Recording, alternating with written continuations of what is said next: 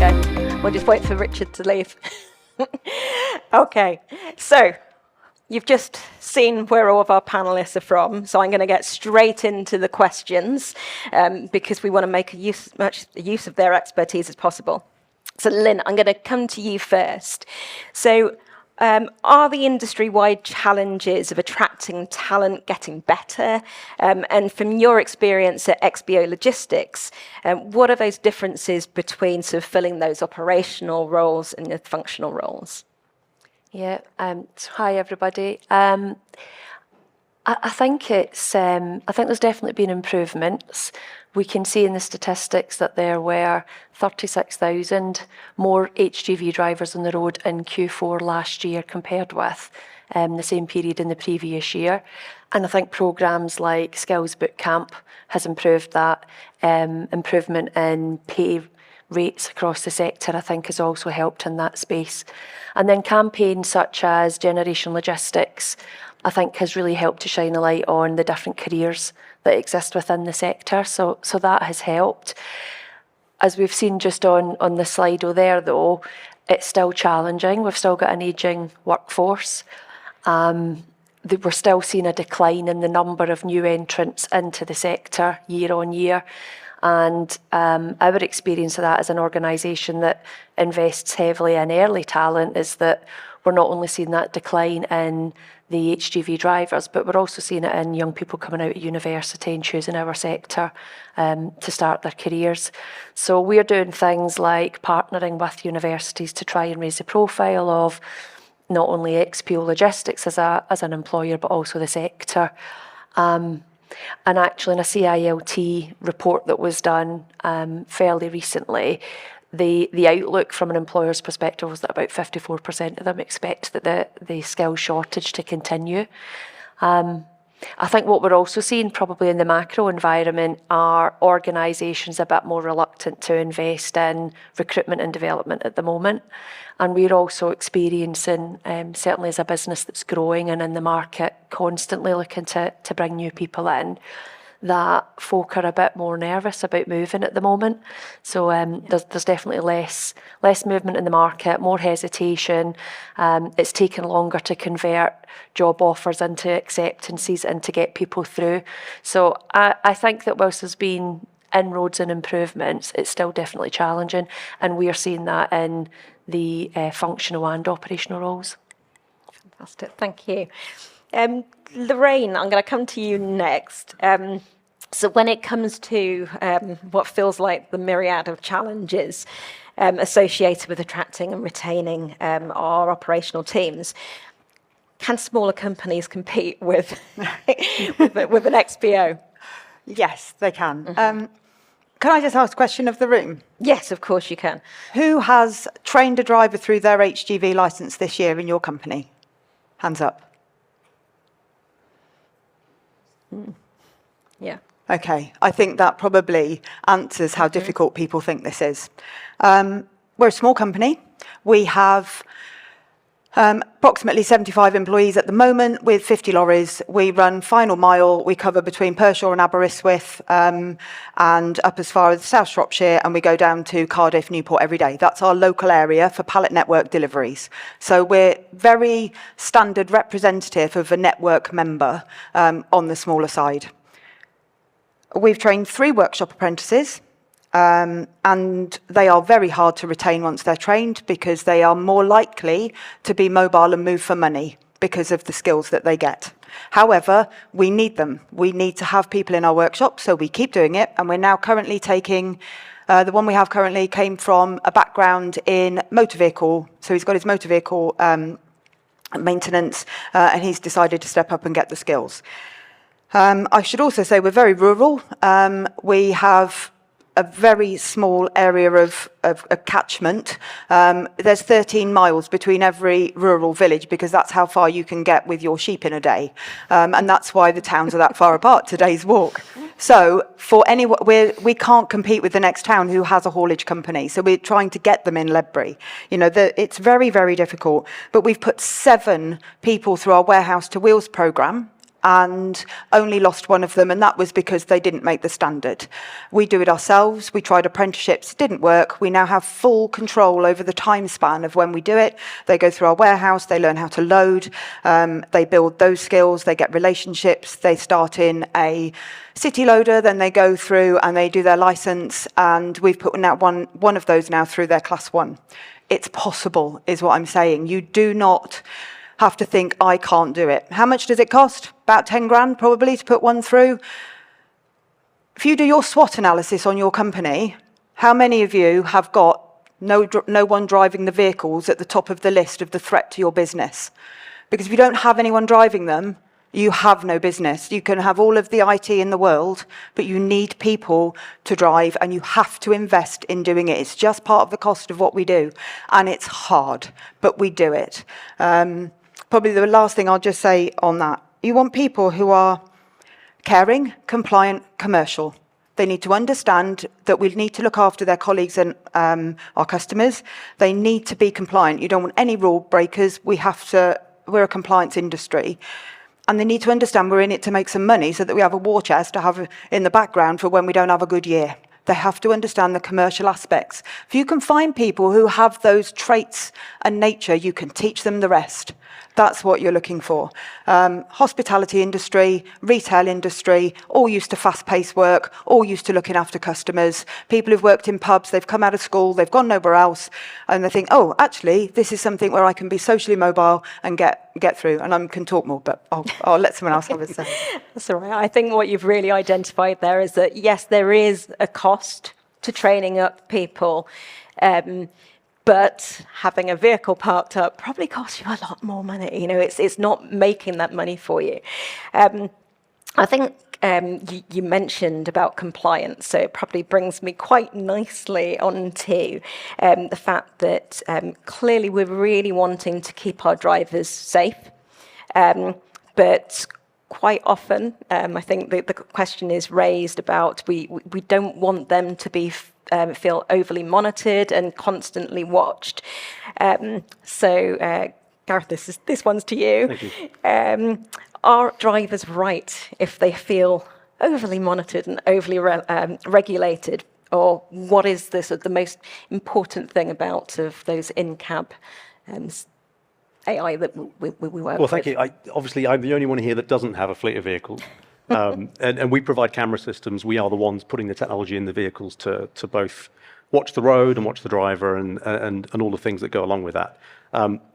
Before I answer the question fully, I'm going to say why I'm in this industry. So I'm not in it for the money, because if I was, I'm in the wrong one. The reality is I've got 2 young daughters, and I thought I'd like to build technology that helps them. You know, it makes their world safer. So we have projects with buses in London, for example, where we watch drivers and make sure they're not falling asleep. It's a way I can directly help make the road safer. And of course, you've got the driver, you have the passengers, and you have pedestrians, all of whom should feel safe. And of course, when you come into haulage, it's making sure that drivers feel safe. This isn't about monitoring.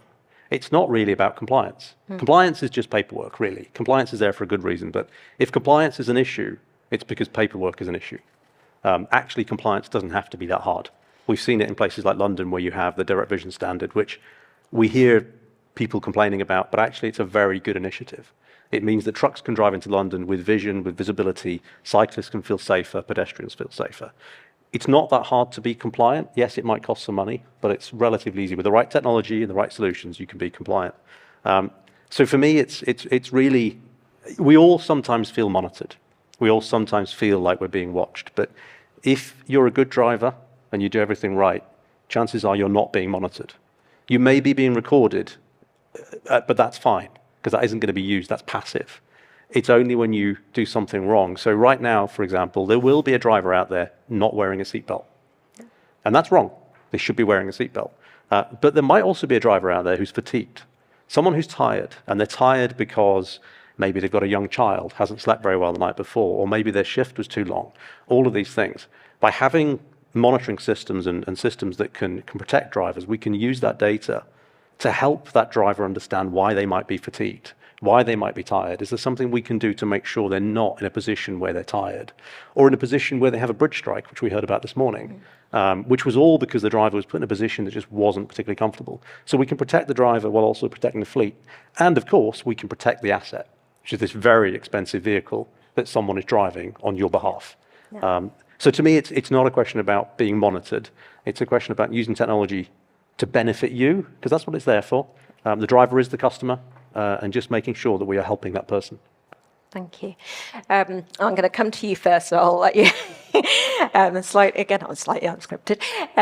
I think one of the things that we've talked about in terms of you've been training up a whole load of drivers. We really need to retain them. We've just talked about the safety aspect, and I think there is a big piece here of making drivers feel like they're respected, and they really are valued by businesses. So is there anything specific that you are doing on a retention point of view, in maybe thinking about future workforces, and the fact that obviously with flexible working, we're going to have to adapt a little bit to the kind of hours that we're expecting people to do? Yeah, well, we actually... Oh, dear. I don't think your mic's working. Hello? We will come to you last then. Eileen in. Sorry, Lynn, would you like to take that question? So is there anything that you're thinking about in terms of future workforce, and how maybe you're adapting sort of hours to make them more family friendly to help retain drivers? Yeah, so I mean, I guess we've got the scale to be able to offer, I suppose, more variety.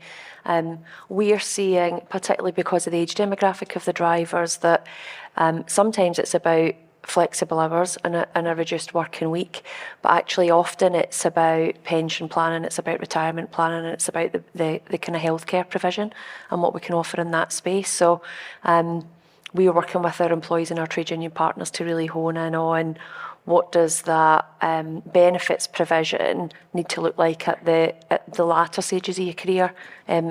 That's clearly of different importance to people that are just starting their career with us.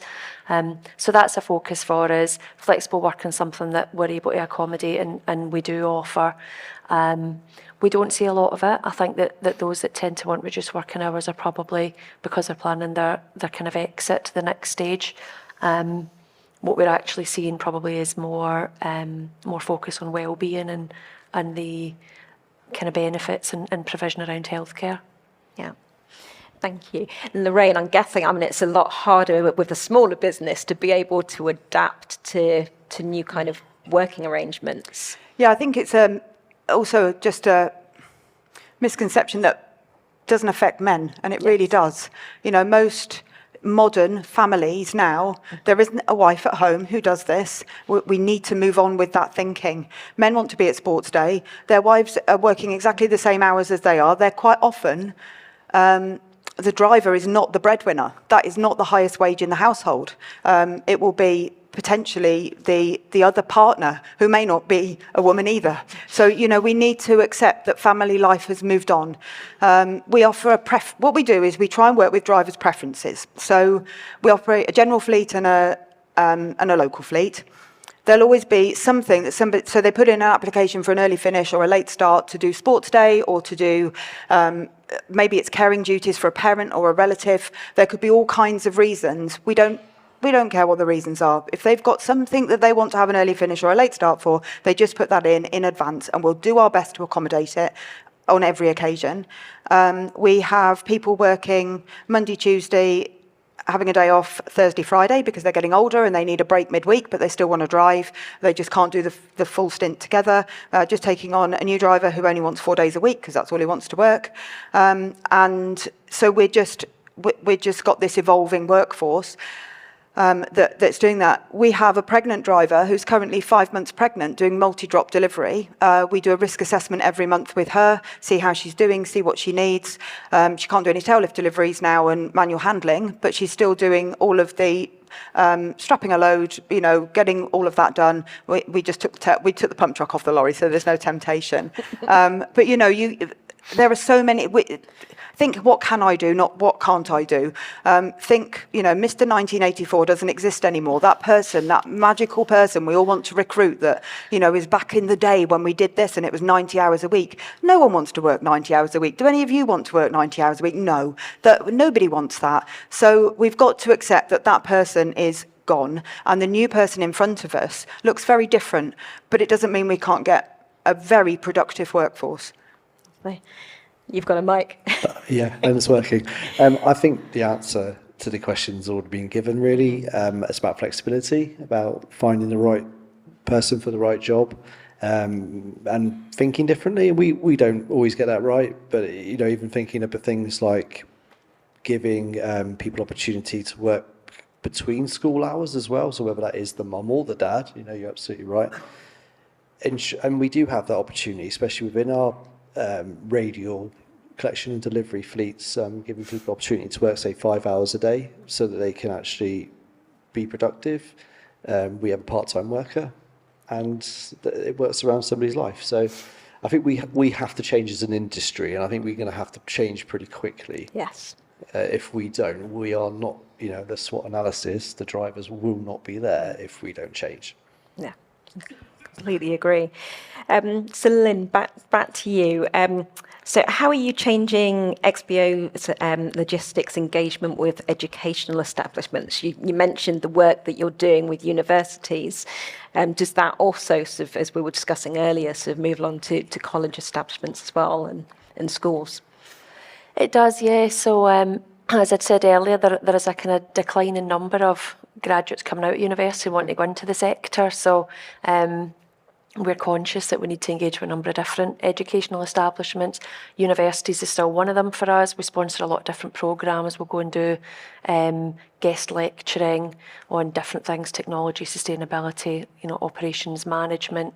And we have a graduate training programme that sees a kind of steady flow of people come in through that route.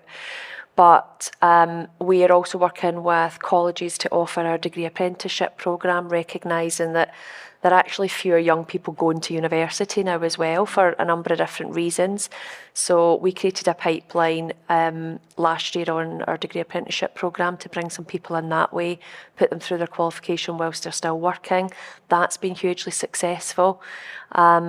We also work with schools that specialise in children that have that are neurodiverse, which is one of our kind of key pillars from our wellbeing and diversity agenda, and we're working with them on how we help give those individuals the skills to be able to transition into the workplace. And then we're also looking at a programme with our local schools and colleges around reverse mentoring, because I think one of the things that we're starting to explore now is not only are the wants and needs of the generations that are coming out of the educational establishments into the workplace very different from what they were 10, 15, 20 years ago, but actually the skills that are needed in leaders to manage those individuals and get the best out of them is also vastly different and changing. So we are now starting to kind of turn it on its head and look at what do we need to be offering as an employer, both from a kind of a workspace and environment perspective, as well as from just leadership style and culture to engage younger people into our business and into the industry and to get the most from them and then retain them once they're in the business. I think actually that's a real key point there. I think still, I think the message hasn't quite got through with regards to apprenticeships. It's not just about young people. Sorry, Steve. But it's all ages, and I think we've probably ignored and forgotten that managers need that training. And it's really important that, yes, this is a very different young group coming through, and you're going to need to equip your managers for those skills. And I am going to come back to you now, because you've just gone through a similar course. You're just about to do your level 7. And how do you think that that's perhaps... has it sort of helped your skills in terms of as a manager, just doing that training, perhaps from when you were just promoted into management? What do you think value it's given you, that apprenticeship? Okay, I kind of covered it a little. So really, I guess I've got to look at myself before and after. So when I was given a job as a manager, I mean, it's a bit of a weird thing to say, but isn't it? But so I did things that I felt were right, and I had an idea, I guess, and obviously I had some mentoring as well. But I think the development of me as a manager, I've always kind of put it this way, I guess the level 5 that I did, departmental manager, ILM, CMI, whichever one you do, very much is almost like your vanilla manager foundation as such, and you add your flavour. So my flavour was in training, but it gave me the skills I needed to communicate, to lead, to understand resource planning, budgeting, project management, etc. So, I mean, it doesn't really factor in the different generations as such at that point. But it's, those programs evolve with time as well, so they become more relevant for the people doing it. I really advocate people going and doing. I think particularly using the apprenticeship levy is there. We've said it a lot. But there's the level 3 team leader. There's the level 5 departmental manager. There's plenty of other stuff in there as well. Go and do it. Yeah. Develop yourself. Yeah. I think that's a good point, I think, from you to take to the rest of the room. I think something that we pick up on from this morning was that with decarbonisation and AI, we are a really data-rich sector. And one of the things that we've really got to start developing now within our current workforce, as well as bringing new people in, is those digital skills. So I'm going to come to you, Gareth, first on this, and that's just how within your organisation you've been able to find those skills to develop your products, and then if I sort of bring this to the rest of the panel, of obviously this is a whole new thing for us that we're exploring, whether you're going down the decarbonisation route or AI. That's clearly experiences that we don't already have. So how are you actually then going out and finding those new digital skills? But I'll come to Gareth first. Yeah, I think my perspective, I don't see it as new. I see it as slightly different. And I mean that because the outcomes we achieve are the same. If we're a haulage company, we're delivering things from point to point. Maybe we're having to do it more often because of same day delivery or something, but ultimately the outcomes are the same. Technology just changes. It just changes the way we do things. If you look at something like data, yes, we've got lots of data, but the data just enables us to be more efficient. And what I would say to anyone that's not sure what to do with data, use it. Don't waste it. It's absolutely there. We used to say that data was the new oil. It never quite was, but hey, it's still there. It's still valuable. You should be using it. We talked this morning about AI. There's quite a lot of talk about generative AI and all these things. Most people won't really use generative AI to a massive extent. It'll just be used to write LinkedIn posts or something like that. It's fine. But we will use it in the back end. We will use it in projects to make sure. I think we heard this morning about looking at some of your data coming off a vehicle and making sure that it's valid, making sure that it's real. We know that data is no good if it has no value. If you have 1,000 events coming from a vehicle, let's say for some sort of infringement, that's no good to you. You need the 2 that matter, and it's actionable insights. I hate to use the word actionable insights because it's a cliche. But actually, that's what you're looking for. How do you take this data and do something with it? How do you find the people who know how to use that data? They're the same people you may already have, because they're answering the same questions they've always been answering, which is, how do I get someone somewhere quicker? How do I make sure they're safe? How do I make sure they're fuel efficient? How do I make sure all these things are happening? Whether it's decarbonisation, whether it's whatever's happening, you have the people. They may need a new skill. They may need retraining. Or there's people out there in universities, colleges that will be coming up. I think, personally, one of the things I would say is that, and I mean this in the nicest possible way, the haulage industry and transport in general is not particularly sexy. So we have to go out there, we have to speak to universities, colleges, and the kids and say, hey, this can be sexy. It is interesting. Look at the data we have. We have telematics data. It's some of the richest data in the world. It has, my background's in geospatial. I made maps for a living. And we love your data because it makes maps on our behalf. It's the richest data set. You've got millions of data points every single day. Use it, love it, enjoy it, make the most of it. But we have to make it sexy to bring these people in. So they can see this as an industry to work in. But maybe digital skills is that way. Lorraine, come to you next. My view on tech really is that it's there to provide us with information to make good decisions. So if you're not any good at making decisions, you're not going to be able to use the data that you've got. So I think it comes down to the person who's using it as much as anything else. If you can ask good questions, you're going to get something good out of AI. It's not going to be the panacea of suddenly we have an amazing business because we put AI into it. You've got to really think about what you're asking of it. And I think that was alluded to earlier with, know what your question is. But I think probably what we've got less skills in is people who actually work with people. I think COVID changed us. COVID moved we accepted a lower standard because anything we did was amazing. And so there we were with this lower standard, and we're still fighting to get it back. How many of you have got staff that just don't do a task and think you won't notice? How many of you have got people who, well, we just stopped doing that? Who cares? And it kind of, there's this feeling where that excellence dropped. And what we don't have, so with the AI in one hand to make all those decisions and do all your business analysis and, how many vehicles am I going to buy? What do I need? Can I get rid of empty running? You can ask all these questions. But if you don't have somebody who's going to stand next to a driver and say, actually, you only passed your test last week. I know you turned up as an agency driver for us today, but have you ever used a tail lift before? Have you ever strapped a vehicle before? And, I don't have fingernails because that's what we're doing in the morning. And you're standing with people and you're showing them how to do the job. And no matter how much AI we've got, you cannot replace that skill, and you can't replace the willingness of your managers to get out there and know their people and train them in 1,000 training sessions a day. Skills don't come from, they don't do that very well, do they? You've got to get out there and show them. Mm-hmm. And feel it with them and do it. It's about being back in with your people. And the people who are making, strategic plans, great with the AI, and we use AI so much in our training. We can see where a driver is out on his first ever run and he's there and he's got a home delivery and he's thinking, I can't get down this lane. We can see out the front of the vehicle. That's a training aid that we have from the equipment we've got in the vehicles. And we can see how their day went. And our compliance manager who's in the room, he can sit down with them and say, this is what you did today. This is where you could have done a different break. This is where you could have been more efficient.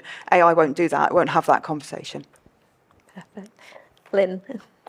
Well, I'm going to put my hands up and say we've definitely not cracked making it sexy yet, but I'll take that away as a challenge. I think... So for us, definitely there's a desire within the business to use AI more. I think that there's a nervousness.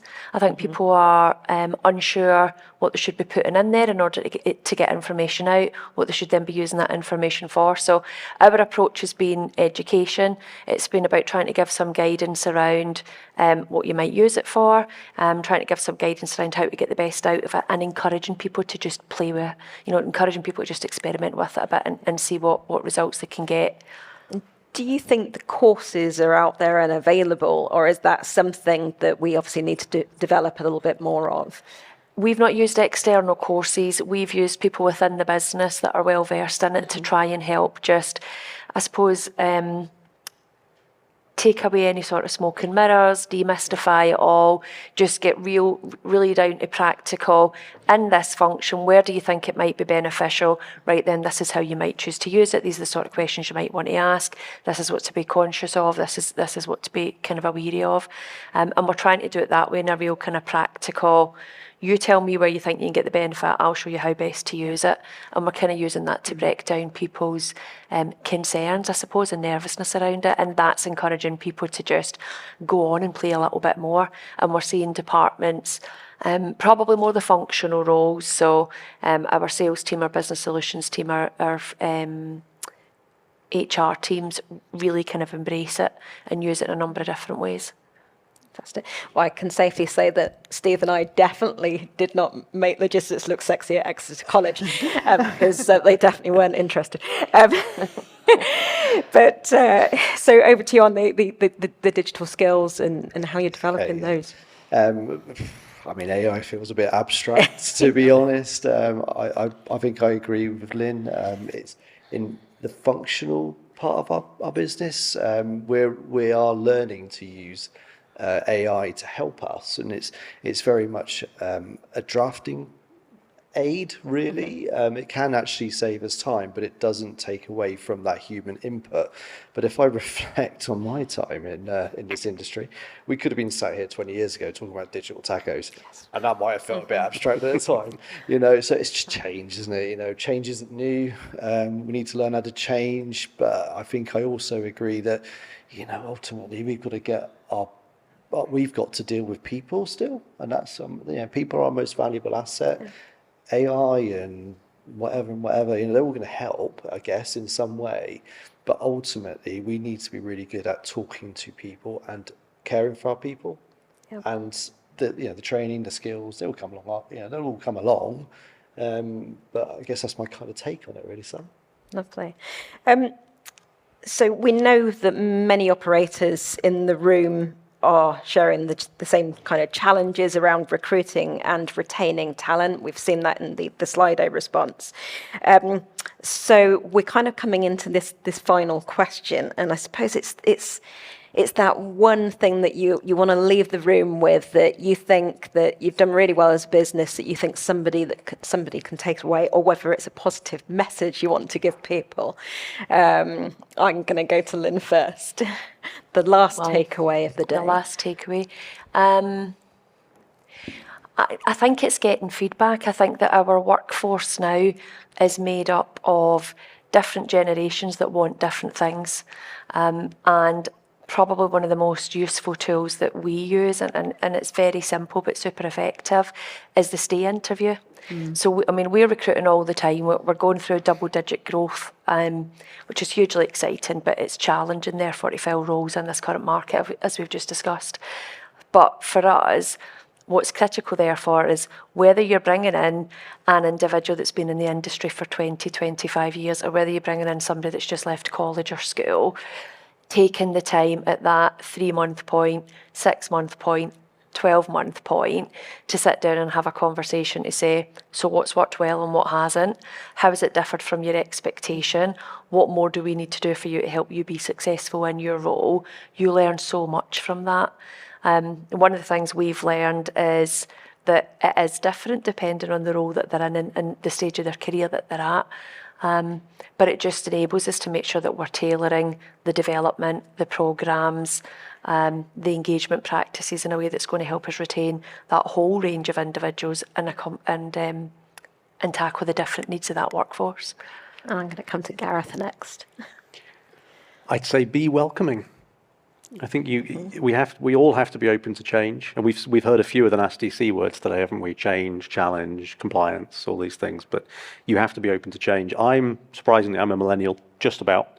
And I remember when I first started, 10, 20 years ago, and I started my career, and people would say, millennials, they're the new generation. They're the ones coming in. We have to change. They're all about diversity and all this stuff. Millennials have taken over now. Yeah, well, now we're in charge, and we're failing. We're actually not doing the things we said we would, and that's a bit of a shame. But we've got Gen Z and all these generations coming up, and we've got to be welcoming of those. We can't sit there and say, I'm not changing, you're changing.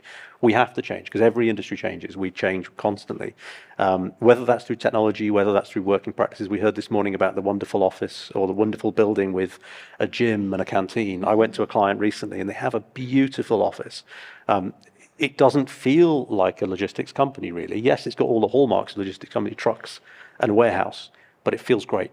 People were really comfortable, and it was a really nice place, and it was accessible. It was not far from a city centre, which is quite nice. Mm-hmm. So it was all these things, and that to me is quite welcoming. I think we have to be welcoming. I think we have to be less men in a boardroom and more welcoming generally, I think. I definitely agree with that. So, yeah. Steve. I think simply, it's simplistic, I guess, but invest in people. Just very short example that one of our transport operations supervisor apprentices has been nominated as the Learning Providers Learner of the Month, which is fantastic. And this young chap working in a transport office, pretty much in the middle of nowhere, not in somewhere with a gym, unfortunately, but a port cabin, usual sort of type of place. But he. Have a porter cabin gym. Well, you could have a port cabin gym, yeah. But he's done really fantastic well, and investing in him, he said, "Wow, I didn't expect to be recognised for doing this. I've really enjoyed it. Thanks very much." Well, for me, that's just a great example of like, if you take care of your people, then, you know, it doesn't always work like that, but if you take care of people, then the good ones will appreciate it. And final word then goes to Lorraine. Oh, pressure's on. Okay, what can I finally say? Because I could have said any of these amazing comments, because you're absolutely right. All of those things are critical, and welcoming is a big word, and listening for sure to our people, which we don't do enough. We don't listen, and we don't tailor that. And that's the one message to take away today. Is it's not one size fits all. We do need to tailor. But I've been in this industry for 30 years at the same company. It's a long time, and I've seen a lot happen, but it's paid my mortgage for that long, you know, sadly, we're still paying it.